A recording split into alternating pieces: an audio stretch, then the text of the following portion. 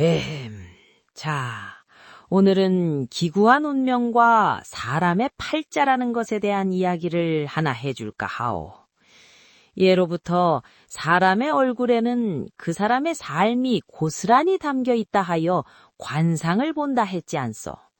그런데 이 관상이라는 것이 때로는 사람의 눈을 속이기도 하고 때로는 신의 계시처럼 미래를 비추기도 한단 말이야. 때는 조선 후기 한양 저작거리에 도명이라는 이름난 관상가가 있었어. 이분은 말이지 사람의 얼굴만 보아도 그 사람이 어떤 삶을 살았고 앞으로 어떤 운명을 맞이할지 귀신같이 알아맞혔어. 돈 없고 힘없는 백성들에게는 미리 닥쳐올 환난을 일러주고 양반들에게는 숨겨진 복록을 찾아주어 많은 이들이 그에게 찾아와 자신의 앞날을 물었단 말이지. 어느 추운 겨울날이었어. 매서운 바람이 살을 내는 듯 불어닥치고 눈발마저 희끗희끗 날리던 날이었지. 도명선생은 여느 때처럼 저작거리 한 구석에 자리를 펴고 앉아 지나가는 사람들의 얼굴을 살피고 있었어. 그날따라 유독 기가 세고 욕심 많은 양반들만 드나들어 심기가 꽤나 불편하던 차였지. 그때였어. 저 멀리서 더러운 누더기를 걸친 아이 하나가 꽁꽁언 맨발로 비틀거리며 걸어오는 게 아니겠어. 나이는 5살쯤 되었을까? 얼굴은 때로 얼룩지고 머리카락은 헝클어져 마치 산짐승 같았어. 굶주림에 지쳐 비쩍 마른 몸뚱이는 금방이라도 쓰러질 듯 위태로워 보였지. 아이는 도명선생 앞을 지나가다 깡마른 손으로 주위를 기웃거렸어. 아마도 먹을 것을 찾아 헤매는 중이었겠지. 지나가는 사람들은 그 아이를 보고는 코를 막거나 혀를 차며 피해갔단 말이야. 누구 하나 그 아이에게 눈길조차 주지 않았어. 여러분, 그 용하다는 관상가가 저작거리 한복판에서 때절은 거지아이에게 큰 절을 올렸으니 구경하던 사람들이 어땠겠어? 아주 난리가 났단 말이지. 아니, 저 양반이 노망이 났나? 거짓구마한테 절을 다하게. 허허, 관상을 너무 많이 봐서 눈이 어떻게 된 모양이구만. 사람들이 뒤에서 수군대든 말든 관상가는 진지하기 짝이 없었어. 그는 떨리는 손으로 거지아이의 때 묻은 손을 맞잡으며 물었지. 얘야, 네 이름이 무엇이냐? 그리고 부모님은 어디 계시느냐? 아이는 갑작스러운 상황에 겁을 집어먹고는 웅얼거렸어. 이름 같은 거 없어요. 그냥 개똥이라고 불러요. 부모님은 작년 겨울에 병으로 다 돌아가시고 저 혼자 남았어요. 관상가는 아이의 대답을 듣자마자 깊은 탄식을 내뱉었어. 그리고는 품속에서 자신이 아껴두었던 비상금 몇 푼을 퍼내 아이의 손에 꼭 쥐어주었지. 이 돈으로 우선 배를 채우거라. 그리고 내일 이 시간에 다시 이곳으로 나오너라. 내가 너를 위해 큰 길을 열어주마. 아이는 영문도 모른 채 돈을 받아들고 사라졌고 관상가는 그 뒷모습을 한참이나 바라봤단 말이지. 그때 평소 관상가와 친분이 있던 한 선비가 다가와 물었어. 여보게, 자네가 미치지 않고서야 어찌 그런 일을 벌이는가? 저 아이는 그저 길거리의 흔한 거지일 뿐이네. 그러자 관상가가 눈을 번뜩이며 선비의 귓가에 대고 낮게 속삭였어. 자네, 저 아이의 눈썹 사이를 보았는가? 그곳엔 황룡이 승천하길 기다리는 서기가 서려 있더군. 지금은 비록 흙바닥을 뒹굴고 있으나 저 아이는 훗날 이 나라의 운명을 짊어질 제왕의 상일세. 내가 오늘 절을 한 것은 저 아이가 아니라 저 아이의 몸에 깃든 장차의 위엄에 한 것이네. 선비는 그 말을 듣고 가슴이 철렁 내려앉았어. 제왕의 상이라니 만약 이 소문이 대궐에라도 들어가는 날엔 반역죄로 목이 달라날 일 아니겠소. 자, 여러분, 이 기가 막힌 예언은 과연 현실이 될까요? 아니면 그저 관상가의 노망 섞인 착각이었을까요? 이제 이 작은 거지아이 개똥이 앞에 피할 수 없는 운명의 폭풍우가 몰아치기 시작하는데 자, 관상가가 선비에게 제왕의 상이라 속삭였으니 이제 판이 커져도 한참 커졌단 말이지. 그런데 말이야, 이 세상엔 귀가 하나만 있는 게 아니거든. 관상가의 그 서슬퍼런 예안을 근처에서 엿듣던 자가 또 있었느니 바로 고을에서 악나라기로 소문난 고리대금업자 박씨였어. 박씨는 속으로 생각했지. 제왕의 상이라고? 저 어리꾸맹이가 나중에 임금이 된다면 지금 잘 보여두면 내 팔자가 고쳐지겠구나. 아니면 이 아이를 이용해 권력가에게 줄을 댈 생각이었는지도 몰라. 탐욕에 눈이 먼 박씨는 그 길로 개똥이를 뒤쫓기 시작했어. 한편 다음 날 관상가는 약속 장소에서 개똥이를 다시 만났단 말이지. 관상가는 아이를 데리고 근처 냇가로 가서 정성껏 씻기고 시장통에서 가장 좋은 옷 한 벌을 사입혔어. 떼자국을 벗겨내고 새 옷을 입혀놓으니 세상에나 아이의 이마에서 광채가 나는데 정말 보통 인물이 아니더란 말이야. 할아버지, 왜 저한테 이렇게 잘해주시는 거예요? 저는 드릴 게 아무것도 없는데요. 관상가는 아이의 머리를 쓰다듬으며 인자하게 웃었어. 얘야, 너는 나중에 큰 사람이 될 것이다. 다만 큰 산을 넘기 전에는 반드시 찬바람을 맞아야 하는 법. 오늘부터 내가 가르치는 것을 하나도 빠짐없이 머릿속에 새기거라. 관상가는 그날부터 아이를 글을 가르치는 게 아니라 사람의 마음을 읽는 법과 천기를 살피는 법을 은밀히 전수하기 시작했어. 제왕을 되려면 무릇 사람을 볼 줄 알아야 한다는 계산이었지. 그런데 평화는 오래가지 않았어. 관상가가 잠시 자리를 비운 사이 박씨가 보낸 덩치 큰 장정들이 개똥이가 머물던 움막을 들이닥친 게 아니겠어. 이 녀석이 제왕의 상이라는 놈이냐? 우리 주인께서 너를 귀하게 모셔오라 하셨다. 아이는 비명을 지르며 저항했지만 어린아이 힘으로 어찌 당해내겠어. 관상가가 돌아왔을 땐 이미 운막은 난장판이 되어 있었고 개똥이는 흔적도 없이 사라진 뒤였지. 관상가는 땅을 치며 후회했어. 자신의 입방정이 아이를 사지로 몰아넣었다는 생각에 말이요. 자, 여러분, 이제 막 운명의 싹을 틔우려던 개똥이가 악랄한 박씨의 소나귀에 떨어졌으니 이 일을 어찌하면 좋겠소? 과연 관상가는 이 아이를 다시 찾아올 수 있을까요? 우리 가여운 개똥이가 그 탐욕스러운 박씨의 집 뒷방에 갇히고 말았단 말이지. 박씨라는 작자는 말이요, 아이를 귀하게 대접하는 척하면서도 속으로는 다른 궁리를 하고 있었어. 이놈이 정말 제왕이 될 제목이라면 내가 이놈을 쥐고 흔들어야지. 안 되면 저기 높은 대감댁에 팔아 넘기든가. 이런 못된 신부였던 게야. 그런데 말이요, 신기한 일은 그날 밤부터 일어났어. 개똥이가 갇힌 그 방 근처에만 가면 집안의 개들이 짖지도 못하고 낑낑대며 배를 깔고 엎드리는 게 아니겠어. 짐승들은 영물이라더니 아이의 몸에서 뿜어져 나오는 그 서슬퍼런 기운을 알아본 게지. 박씨는 직접 확인을 하려고 촉불을 들고 개똥이의 방문을 슬며시 열었어. 그런데 아뿔싸, 방 안에는 등불도 없는데 잠든 아이의 몸 주위로 은은한 황금빛 안개가 감돌고 있는 거야. 더욱 가관인 것은 어디서 들어왔는지 수천 마리의 귀뚜라미와 벌레들이 아이를 중심으로 원을 그리며 절을 하듯 엎드려 있더란 말이지. 박씨는 그 광경을 보고 심장이 덜컥 내려앉았어. 아이고, 이놈이 진짜로 천명을 받은 몸이구나 싶어 겁이 덜컥 난 게지. 하지만 욕심이 공포를 이긴다고 했던가? 박씨는 오히려 이 아이를 빨리 이용해야겠다고 마음을 먹었어. 네가 나중에 나라의 주인이 된다면 이 애비 같은 내가 너를 키워줬다는 걸 잊으면 안 된다. 그러니 우선 내 말부터 들어야지. 박씨는 개똥이를 협박하기 시작했어.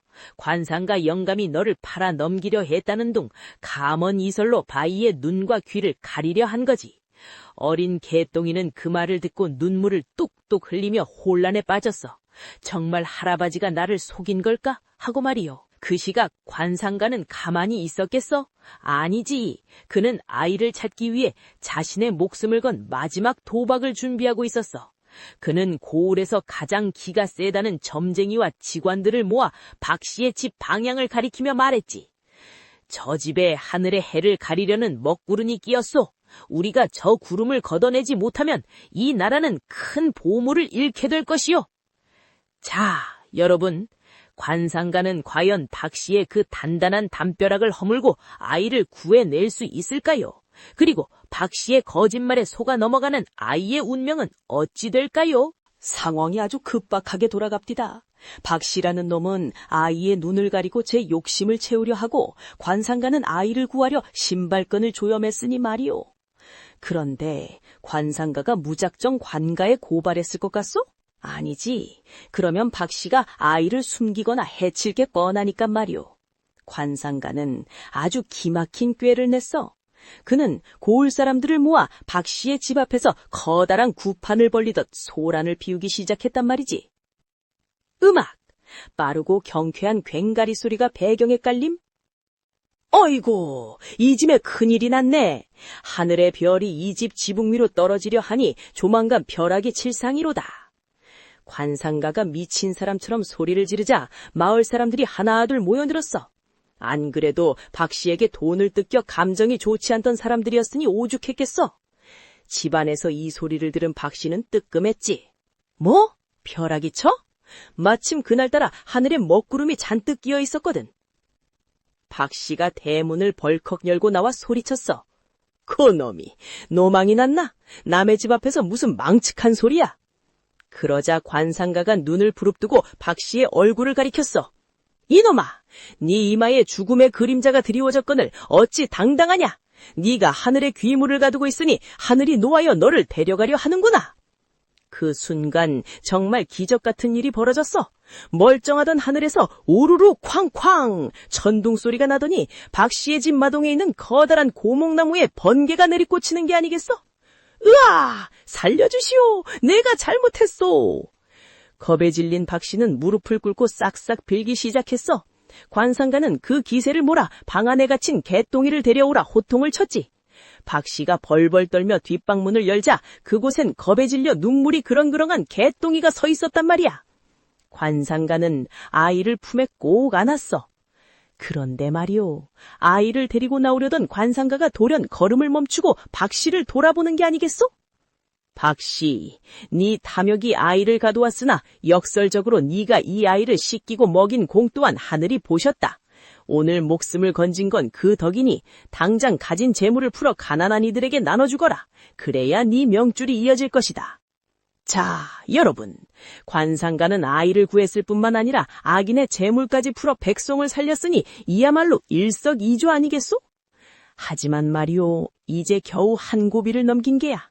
개똥이의 관상이 제왕의 상이라는 소문이 이제 박 씨의 입을 타고 대궐까지 흘러들어가기 시작했다고. 여러분, 원래 좋은 소문보다 무서운 소문이 더 빨리 퍼지는 법이지요.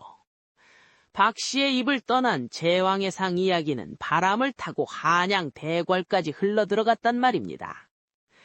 당시 조정은 권력 다툼으로 하루도 조용할 날이 없었어. 왕권은 약해지고 외척 세력들이 기승을 부리던 시절이었지. 그런데 어느 산골 마을에 진짜 왕이 될 아이가 나타났다는 소문이 들리니 권력자들이 가만히 있었겠어? 그들은 그 아이를 찾아내 자기들 편으로 만들거나 아예 싹을 잘라버리려 혈안이 됐단 말이지. 어느 날 저녁 관상가 영감이 아이와 함께 저녁을 먹고 있는데 마당으로 낯선 선비 하나가 들어왔어. 차림새는 선비였지만 눈빛이 매처럼 날카롭고 걸음걸이가 보통 내기가 아니었지. 바로 임금의 밀명을 받고 내려온 암행어사였어. 네가 저잣거리에서 거지 아이에게 절을 했다는 그 관상가냐? 내 오늘 그 아이의 상을 직접 보러 왔다. 관상가 영감은 직감했어. 아, 올 것이 왔구나. 하지만 영감은 당황하지 않고 허리를 숙여 선비를 맞이했지. 그리고는 개똥이를 불러내 선비 앞에 앉혔단 말이야.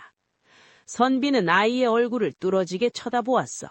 한참을 들여다보던 선비의 손이 파르르 떨리는 게 아니겠어. 선비 역시 관상에 일가견이 있는 자였거든. 그가 보기에 개똥이는 이건 단순히 제왕의 상이 아니었어. 나라를 구할 성군이 되거나 아니면 나라를 뒤집어 엎을 반역자가 될 그야말로 천지를 뒤흔들 상이었던 게야. 선비가 칼자루에 손을 올리며 관상가에게 물었어. 이 아이는 나라의 복이 되겠느냐 아니면 화가 되겠느냐. 네 놈의 목숨을 걸고 답하라. 관상가는 아이를 등 뒤로 숨기며 선비의 눈을 똑바로 쳐다보았어. 어삿나리, 이 아이는 옥입니다. 하지만 그 옥을 닦는 것은 나리의 손에 달렸어. 나리가 이 아이를 죽인다면 조선은 훌륭한 주인을 잃을 것이요. 살린다면 백성은 태평성대를 누릴 것이요. 자, 여러분. 어사의 손이 칼자루 위에서 망설이고 있습니다. 단칼에 아이의 목을 칠 것인가 아니면 이 아이의 스승이 되어 나라의 기동으로 키울 것인가. 일촉즉발의 이 순간 과연 어떤 결정이 내려질까요? 자, 오사의 칼날이 칼집에서 반쯤 붉어져 나왔단 말이지. 서슬포런 쇳소리가 방 안의 공기를 얼려버릴 듯했어. 관상가 영감은 이마에 땀방울이 맺혔지만 눈빛만은 흔들리지 않았지. 그때였어. 겁에 질려 숨어있을 줄 알았던 개똥이가 돌연 어사 앞으로 한 걸음 나서는 게 아니겠어? 나리, 저를 죽이시려거든 먼저 이 질문에 답을 주십시오. 나리께서 품으신 그 칼은 백성을 지키는 칼입니까? 아니면 백성의 눈물을 닦아주는 칼입니까? 오사가 멈칫했어. 거지 꼬마의 입에서 나올 법한 말이 아니었거든. 어사는 칼자루를 다시 밀어 넣으며 차갑게 물었지. 그게 무슨 말이냐? 칼은 그저 베는 물건일 뿐이다. 개똥이가 고개를 저으며 대답했어. 아닙니다. 제가 시장 바닥에서 배울 때 고기 파는 칼은 배고픈 이를 채워주지만 강도의 칼은 목숨을 앗아갔습니다. 나리의 칼이 나라를 위한 것이라면 제 상이 무엇이든 무슨 상관입니까? 저는 그저 나리의 칼이 향하는 곳에 서 있을 뿐입니다. 이 말을 들은 어사의 눈빛이 일순간 경악으로 바뀌었어. 관상가 영감이 말한 성군의 자질을 그 찰나의 대화에서 직접 확인한 게지. 어사는 헛칼한 듯 헛웃음을 터뜨리더니 관상가 영감을 향해 고개를 끄덕였어. 허허, 과연 물건이로다. 관상가, 자네 말이 맞았어. 이 아이는 옥이 아니라 이미 스스로 빛을 내는 태양이었구먼. 하지만 기쁨도 잠시였어. 어사는 표정을 굳히며 은밀하게 속삭였지. 하지만 조심하게. 내 뒤를 이어 권력가들이 보낸 자객들이 이미 이 마을 입구까지 들이닥쳤네. 그들은 이 아이를 살려둘 생각이 없어. 오늘 밤에 이 아이를 데리고 당장 이곳을 떠나야 하네. 자, 여러분, 한숨 돌리는가 싶더니 이제는 목숨을 노리는 자객들이 마을을 포위하고 있다는 소식이 들려온 게야. 관상가 영감은 보찜 하나에 낡은 책 몇 권만 챙겨 개똥이의 손을 잡았어. 어두운 밤 뒷산 말룻길을 타고 도망을 쳐야 하는데 산길 저 멀리서 수십 개의 횃불이 일렁이며 다가오는 게 아니겠어. 과연 늙은 관상가와 어린 개똥이는 그 촘촘한 포위망을 뚫고 무사히 빠져나갈 수 있을까요? 이 아이의 운명은 여기서 저물고 마는 것일까요? 사방에서 횃불이 뱀의 혀처럼 너울거리며 다가오는데 늙은 관상가와 어린 개똥이가 갈 곳이 어딨겠어. 뒤는 깎아지른 절벽이고 앞은 칼날을 세운 자객들이 산등성이를 타고 내려오고 있는데 말이오. 관상가 영감은 개똥이의 작은 손을 으스러지게 잡았어. 내 눈이 보배라 생각했거늘 결국 이 아이의 명줄을 내가 재촉했구나. 영감의 눈에서 뜨거운 눈물이 흐를 찰나였지. 그때였어. 숲속 어둠 사이로 시커먼 그림자 하나가 쑥 나타나더니 두 사람의 앞을 가로막는 게 아니겠어? 자객인 줄 알고 관상가가 주저앉으려는데 그 그림자가 낮게 읊조렸어. 이쪽이요. 서두르지 않으면 모두 개죽음을 당할 것이오. 그는 다름 아닌 며칠 전 관상가의 예언을 듣고 번개를 피해 목숨을 건졌던 그 고리대 금업자 박씨였어. 아니, 그 욕심쟁이가 왜 여기서 나타났냐고. 박씨는 관상가의 경고대로 재산을 풀어 백성을 구제하다가 우연히 대궐에서 내려온 자객들의 움직임을 포착했던 게지. 내가 지은 죄가 많아 이 아이를 지켜서라도 업보를 씻으려 하오. 어서 나를 따라오시오. 박 씨는 평소 재물을 숨겨두었던 비밀 산길과 동굴로 두 사람을 인도했어. 자객들이 코앞까지 들이닥쳐 거기 살아! 고함을 질렀지만 박 씨는 미리 준비해둘 화약단지에 불을 붙여 산길목을 무너뜨려버렸단 말이지. 우르르릉 소리와 함께 길은 막혔고 자객들은 먼지 속에 갇혀버렸어. 겨우 동굴 안으로 몸을 피한 세 사람, 숨을 몰아쉬는 개똥이를 보며 박 씨가 무릎을 꿇고 머리를 조아렸어. 아기씨, 제가 예전에는 아기씨를 이용하려 했으나 이제야 알겠습니다. 당신은 이 나라의 희망입니다. 부디 살아남으셔서 저 같은 소인배도 사람답게 살 수 있는 세상을 만들어 주십시오. 관상가는 박 씨의 달라진 관상을 보고 깜짝 놀랐어. 탐욕으로 가득 찼던 그늘이 사라지고 누군가를 지키겠다는 결연한 의지가 서려 있었거든. 관상을 뛰어넘는 것이 바로 마음이라는 것을 영감은 새삼 깨달은 게야. 자, 여러분, 하지만 동굴은 임시방편일 뿐 자객들이 무너진 돌더미를 치우는 건 시간 문제요. 이제 관상가와 개똥이는 이 깊은 산을 넘어 어디로 향해야 할까요? 그리고 개똥이의 가슴속엔 어떤 불꽃이 피어오르고 있을까요? 동굴 속에서 잠시 숨을 돌린 것도 잠시였어. 무너진 돌더미 너머로 자객들의 칼날 부딪히는 소리가 다시 들려오기 시작했단 말이지. 박 씨는 남아서 끝까지 입구를 지키겠다며 앞장을 섰고 관상가 영감은 눈물을 머금고 개똥이의 손을 잡아 이끌었어. 험한 바위길을 지나고 가시동굴을 헤치며 산 정상 부근에 다다랐을 때 저 멀리 깎아지른 절벽 끝에 작은 암자 하나가 보였어. 그곳엔 불빛 하나 없었지만 이상하게도 달빛이 그 암자 지붕 위에만 포근하게 내려앉아 있더란 말이야. 암자 문을 열고 들어가니 백발이 성성한 노승 한 분이 미리 알고 있었다는 듯 찻잔 3개를 내려놓고 앉아 있었어. 오늘아 고생들 하였소. 관상과 영감, 그대의 눈이 마침내 천하의 주인을 찾아냈구려. 관상과 영감은 깜짝 놀라 엎드렸어.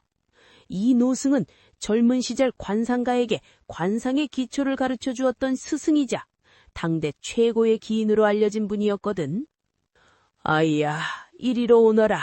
내 얼굴을 좀 보자꾸나. 개똥이가 조심스레 다가가자 노승은 아이의 얼굴을 보지도 않고 그저 손등을 살짝 만져보더니 껄껄 웃었어.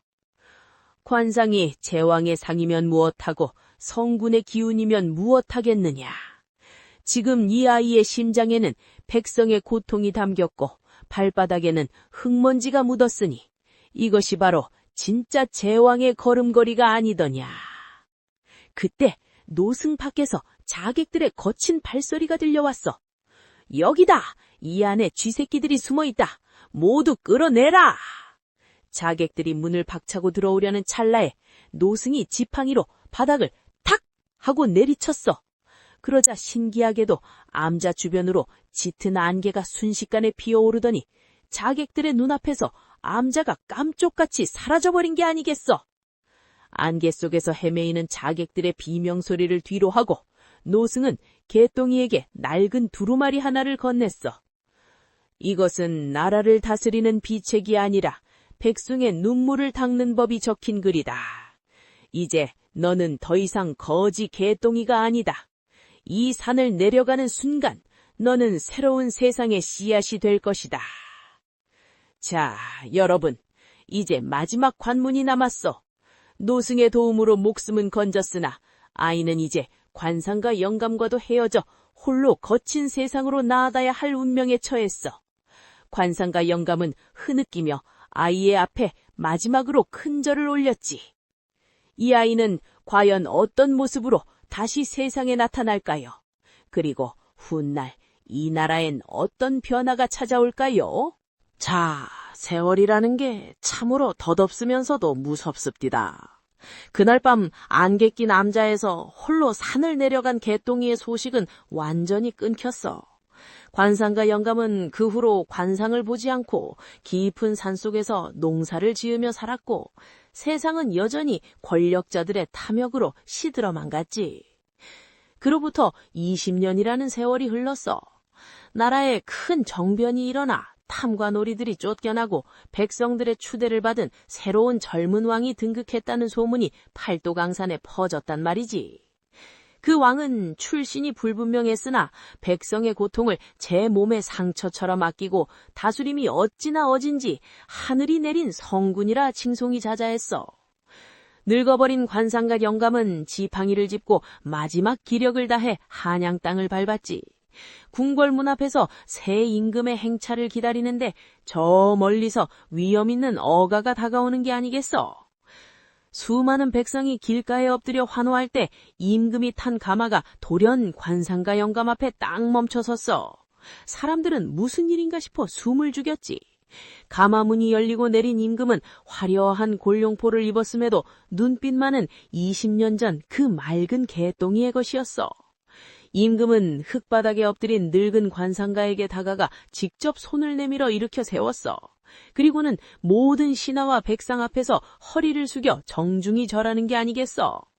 임금의 흉내, 깊고 울림 있는 당당한 사내의 목소리로 스승님, 20년 전 저에게 올리셨던 그 절을 이제야 돌려드립니다. 스승님께서 제 얼굴에서 왕의 상을 보셨을 때 저는 비로소 사람답게 살고자 하는 마음의 상을 보았습니다. 관상가 영감은 감격의 눈물을 흘리며 고개를 저었어. 전하, 소인은 그저 껍데기를 보았을 뿐이나 전하께서는 스스로 그 껍데기 안에 백성을 담으셨습니다. 이제야 진정한 제왕의 관상이 완성되었사옵니다. 자, 여러분, 관상이란 게 무엇이겠어요? 타고난 얼굴도 중요하겠지만 결국 그 얼굴에 어떤 마음을 채우느냐에 따라 운명이 바뀌는 것 아니겠어요? 거지 아이에게 절했던 관상가의 해안은 단순한 예언이 아니라 한 아이의 가슴에 제왕의 씨앗을 심어준 격려였던 거지. 오늘 이 이야기를 들으신 여러분의 관상도 지금 참으로 보기가 좋습니다. 마음속에 어진 뜻을 품고 계시니 머지않아 큰 복이 찾아올 쌍이로구려. 자, 제 이야기는 여기까지요. 밤길 조심해서 돌아가시고 평안한 밤 되시길 바라오. 에헤라데야.